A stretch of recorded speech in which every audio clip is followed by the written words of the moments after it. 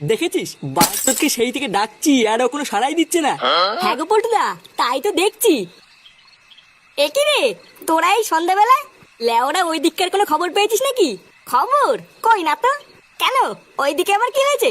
আরে আমাদের পাশের পাড়ায় নিতাই দাদু আছে না, শুনলাম হঠাৎ চোদনাটা নাকি পটল কেটেছে। কি বলিস, মালটা পটল কেটেছে? হ্যাঁ, আবার শুনলাম ওনার নাকি 7 কুলো কেউ নেই। নিতাই দাদু 7 কুলো কেউ নেই, তো আমি কি বাঁচিরবো? তুই কি বা ছিড়বি মানে? লেওরা রেডি হ, আমাদের হাসপাতালে যেতে হবে। ওখান থেকে নিতাই দাদুর বডিটা নিয়ে একবারে শ্মশানে যাব। কি, শ্মশানে যাবি? হ্যাঁ রে ফুটো, যা যা রেডি হয়ে নে। সামনে কি যেন একটা কালো মতন দাঁড়িয়ে আছে, চোখ দুটো যেন লাল টকটকে, আর মুখে বড় বড় দাঁত। নে রে চোদনা যা, তুই আবার কি বার ভাবছিস? মানে বলছি ভাই, শ্মশানে না গেলে হয় না? আসলে আজকে আমার পেটের অবস্থা খুব একটা ভালো নেই। মানে যেখানে সেখানে পক করে বেরিয়ে যাচ্ছে, বুঝলি তো? এই মেরেছে পল্টুদা, ফুটো না গেলে কি করে হবে? আরে তুই অত চাপ নিতিস কেন? ওর যদি অতই সমস্যা হয় তাহলে ওর কোনো কাজ করা লাগবে না। ও না হয় লেওরা শুধু পিছন পিছনে খই ছিটাবে।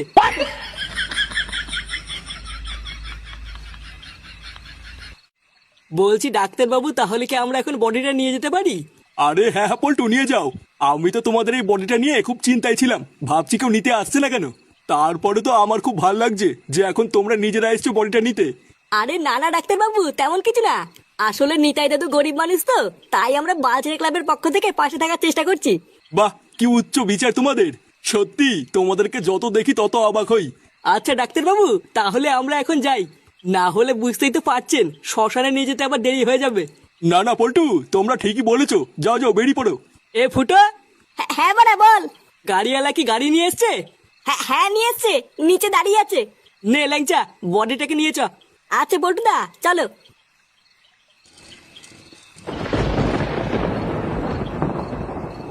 আরে চোদন মদন, এখানে কি করছিস? আরে ফুটো, তোমাদের জন্য গাড়ি নিয়ে এসেছি। কেন রে ভোদা, তুই হঠাৎ গাড়ি আনতে গেলি কেন? আর বলো না পল্টু, যে গাড়িওয়ালা আসার কথা তার হঠাৎ শরীরটা খারাপ হয়ে গেছে। তার উপরে আবার বাইরে আবহাওয়াও ভালো না, প্রচন্ড মেঘ করেছে। তাই আমি আর কালু দুজন মিলে গাড়ি নিয়ে এসেছি। আচ্ছা ভালো করেছিস, নে এবার বডিটা গাড়িতে তোল। আকাশের অবস্থা মনে হচ্ছে খুব একটা ভালো না, তাড়াতাড়ি শ্মশানে পৌঁছতে হবে। নে নে, দেরি করিস না। সত্যি ছেলেগুলো খুব ভালো, অন্যের জন্য কত ভাবে। স্যার! হ্যাঁ রে, তোকে অত চিন্তিত লাগছে কেন? একটা ছোট্ট কেলো হয়ে গেছে স্যার। কেলো হয়ে গেছে মানে কি হয়েছে? ওই হার্টবিট মাপার যন্ত্রটা আছে না, যেটা দিয়ে দেখে মানুষ বেঁচে আছে না মরে গেছে। হ্যাঁ, তো কি হয়েছে? এত চিন্তা করছিস কেন? ওটা না খারাপ হয়ে গেছে স্যার। কি খারাপ হয়ে গেছে মানে?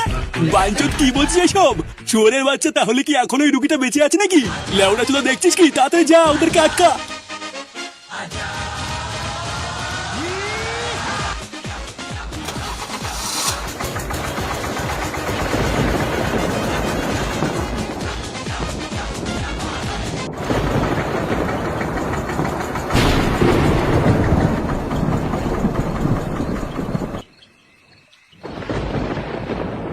কই গো গিন্নি, কই গেলে? হ্যাঁ আসছি। হ্যাঁ বলো, ডাকছো কেন? বলছি বাড়ির অবস্থা খুব একটা ভালো না, ছাটা ভাঙা মেঘ করেছে। ফুটো কোথায় গেল? ও এখনো আসছে না কেন? ওর বন্ধুদের সাথে কোথায় যেন গেল, আমাকে তো যাওয়ার আগে বলে যায়নি। বলে যায়নি মানে? লেওরা বাড়িতে কি বাঁচিতে থাকো? ছেলেটা কখন কোথায় যাচ্ছে কোনো কিছুর খোঁজ রাখো না, কোনো কিছু জানো না। আর এদিকে 3 বেলা যে থালা ভরে গিলতে হবে, এটা তো ভালোই জানো। কি বললে তুমি? তুমি আমার খাওয়া নিয়ে খোটা দিলে? হ্যাঁ দিয়েছি, কোনো কিছুর খোঁজ রাখো না, তোমাকে গিলিয়ে আমার কি লাভ হচ্ছে শুনে? কি বললে? সারা বালছেনা বুড়ো ভাতার। আমি না কিছু জানি না, কিন্তু ও যখন গেল তখন তো তুমি বাড়ি ছিলে, তুমি কেন কিছু বললে না? সব সময় শুধু আমাকে খাওয়া নিয়ে খোটা দেয়, এইদিকে তো নিজের বালছেনারও ক্ষমতা নেই।